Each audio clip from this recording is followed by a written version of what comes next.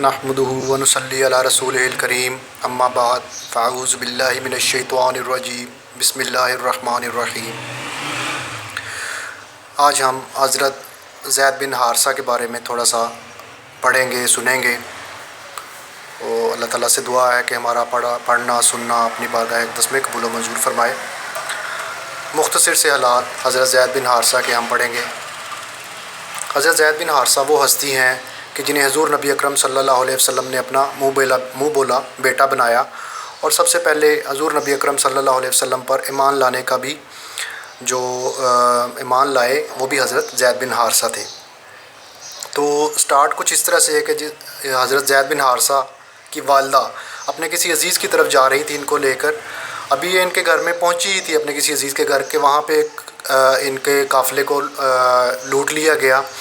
اور بچوں کو قیدی بنا لیا گیا، حضرت زید بن حارثہ کو بھی قیدی بنا لیا اور ان کے اور مختلف خاندان کے لوگوں کو بھی۔ تو اس وقت ان کی عمر بہت کم تھی، تو جس نے قیدی بنایا اس نے آگے منڈی میں لے جا کر، عکاظ کی منڈی میں لے جا کر ان سب کو فروخت کے لیے لگا دیا۔ تو اتفاق سے وہاں کا ایک سردار تھا حکیم بن خویلد، تو وہ انہوں نے اس کو خرید لیا اور اس کو خرید کر اب مکہ میں لے گئے۔ تو یہ جو حضرت حکیم تھے یہ حضرت خدیجہ رضی اللہ تعالیٰ عنہا کے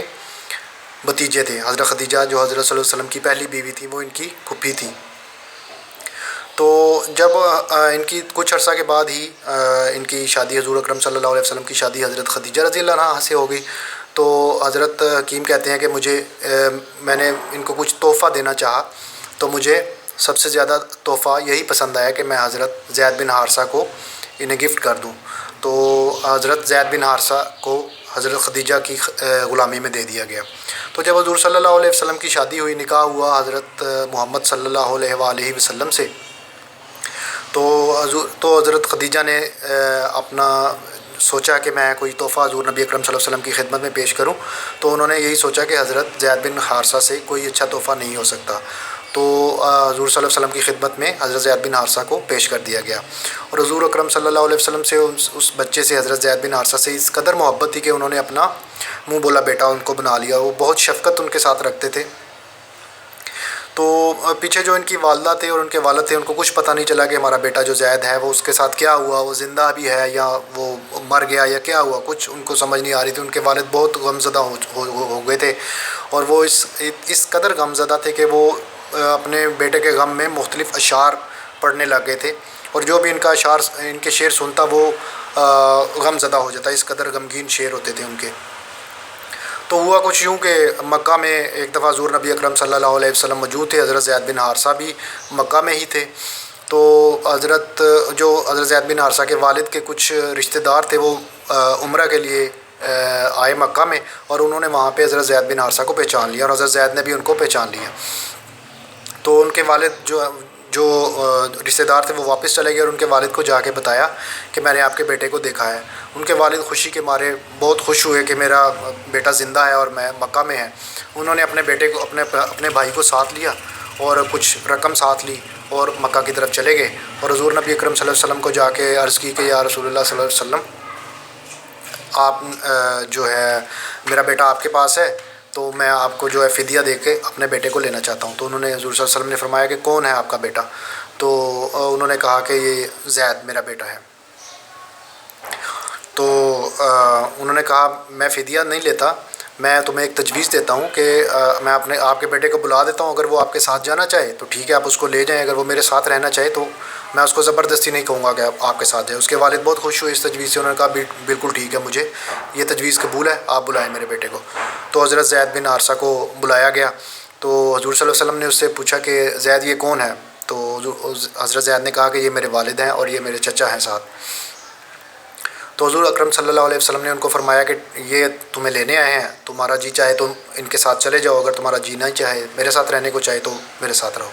تو حضرت زید بن حارثہ نے کہا کہ حضور نبی اکرم صلی اللہ علیہ وسلم میں آپ کو چھوڑ کے کبھی نہیں جا سکتا۔ تو انہوں نے ترجیح دی حضرت نبی اکرم صلی اللہ علیہ وسلم کو، اور اپنے والد کے ساتھ جانے کی بجائے حضور صلی اللہ علیہ وسلم کی خدمت میں ہی رہنا پسند کیا۔ تو ان کے والد نے کہا کہ بڑے افسوس کی بات ہے، میں تجھے لینے آیا ہوں، میں تیرا والد ہوں اور تو میرے ساتھ نہیں چل رہا اور ان کے پاس رہنے کو ترجیح دے رہا ہے۔ تو حضرت زید بن حارثہ نے کہا کہ میں نے جو حضور نبی اکرم صلی اللہ علیہ وسلم کے اوصاف دیکھے ہیں، جو ان کی طبیعت دیکھی ہے، جو ان کی اندر چیزیں دیکھی ہیں، میں ان کو کبھی بھی چھوڑ کر نہیں جاؤں گا۔ حضور نبی اکرم صلی اللہ علیہ وسلم اس بات سے بہت زیادہ خوش ہوئے، اور وہ اتنے خوش ہوئے کہ وہ اسی وقت حضور نبی اکرم صلی اللہ علیہ وسلم جو ہے وہ حضرت زید بن حارثہ کو مکہ لے گئے، اور وہاں پہ جا کے سرداران قریش کے سامنے اعلان کیا کہ آج سے یہ میرا بیٹا ہے۔ تو اس کے بعد حضرت زید، تو ان کے والد بھی حیران ہو گئے، خوش بھی ہوئے کہ حضور نبی اکرم صلی اللہ علیہ وسلم نے ان کو بیٹا بنا لیا ہے۔ بہرحال وہ چلے گئے۔ تو آپ کی حضرت زید بن حارثہ کی یہ ادا حضور صلی اللہ علیہ وسلم کو اس قدر پسند آئی کہ انہوں نے اپنے والد کے ساتھ جانے سے انکار کر دیا حضور صلی اللہ علیہ وسلم کی خاطر۔ تو حضور صلی اللہ علیہ وسلم نے ان کو اپنا منہ بولا بیٹا بنا لیا۔ پھر اس کے بعد ان کو زید بن حارثہ کی بجائے زید بن محمد ہی کہا جانے لگا۔ جب تک حضور نبی اکرم صلی اللہ علیہ وسلم کو نبوت ملی،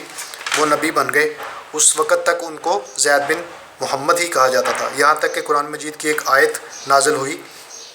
جس میں یہ حکم تھا کہ ادعوہم لآبائہم، ادعوہم لآبائہم۔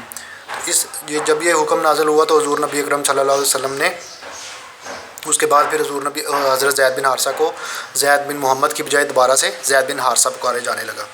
تو حضرت زید بن حارثہ جو ہے اس وقت ابھی جب انہوں نے انکار کیا تھا، اس وقت ان کو پتہ نہیں تھا کہ یہ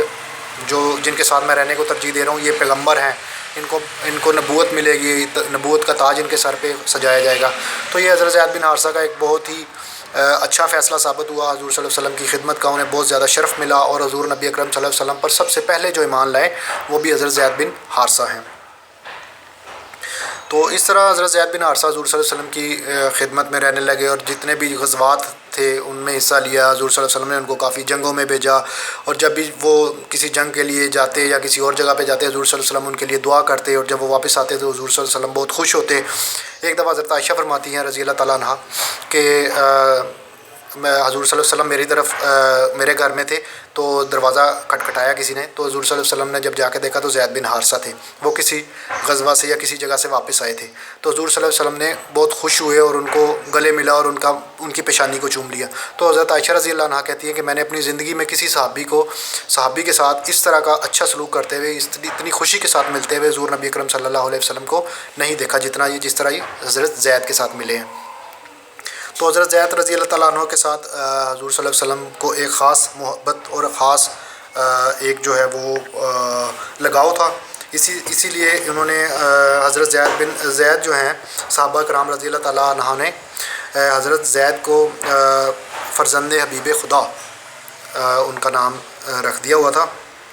تو 8 ہجری کا واقعہ ہے کہ حضرت زید بن حارثہ کو حضور نبی اکرم حضرت محمد صلی اللہ علیہ وسلم نے اپنے ایک صحابی کو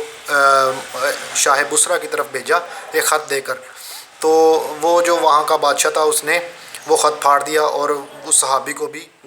گرفتار کر کے بعد میں ان کو شہید کر دیا۔ تو حضور صلی اللہ علیہ وسلم کا اس واقعے سے بہت زیادہ دل اداس ہوا، تو حضور صلی اللہ علیہ وسلم نے 3000 فوجیوں کا ایک لشکر تیار کیا جس کی سربراہی انہوں نے